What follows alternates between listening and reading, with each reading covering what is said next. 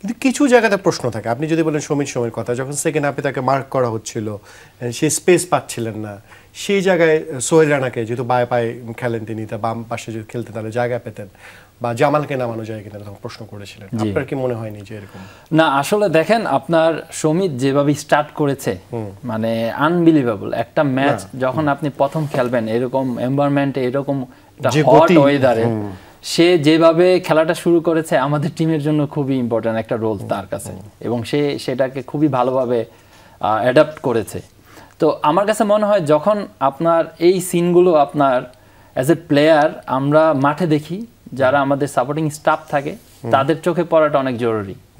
এখন Singapore true, যখন Sumit second হাফে নামে তাকে কিন্তু টোটালি মার্কিং করা হয়েছিল।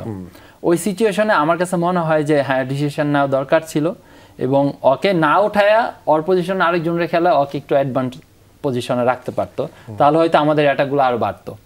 তো ওই সিনারিটা আমার কাছে মনে হয় যে কোচ তার একটা ইনভলভমেন্টের দরকার ছিল। সে ওই জায়গায় আমার মনে হয় যে চেঞ্জ করলে আমাদের দেশের জন্যই ভালো হইতো। আমি ভুটান ম্যাচে যেমন আমরা দেখছিলাম যে তাজউদ্দিনের কথা যদি বলবো আমরা, সেটা তো এই জায়গাটা একটু এইটা একটা ইন্টারেস্টিং একটা প্রশ্ন করেছেন। এইটা হলো আপনার মানে ফিজিক্যাল অ্যাডভান্টেজের জন্য তপুকে খেলানো হয়েছিল, শাকিল আহাদ তপুকে, কারণ ওদের যেই ওর পজিশন না, হ্যাঁ না অ্যাকচুয়ালি ও কিন্তু ক্লাবে আপনার রাইট ব্যাক এবং সেন্টার ব্যাক পজিশনে খেলে। এটা আপনার ও কন্টিনিউ করাতেই কিন্তু ওকে খেলিয়েছিলেন ইন্ডিয়া ম্যাচেও।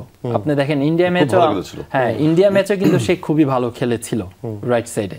তো ওইটা চিন্তা করে তাকে নামানো হয়েছে, এবং সিঙ্গাপুরের স্পেশালি লেফট সাইডটা অনেক স্ট্রং ছিল, কারণ তার একটা ফিজিক্যাল অ্যাডভান্টেজ ছিল, তার যে অ্যাগ্রেসিভনেসটা আছে সেটা কাজে লাগানোর জন্যই তাকে খেলানো হয়েছিল। আসলে এটা আমার কাছে মনে হয় যে যখনই আপনি রেজাল্ট পাবেন না মাইনাস পয়েন্টগুলো সবাই তুলে দেন।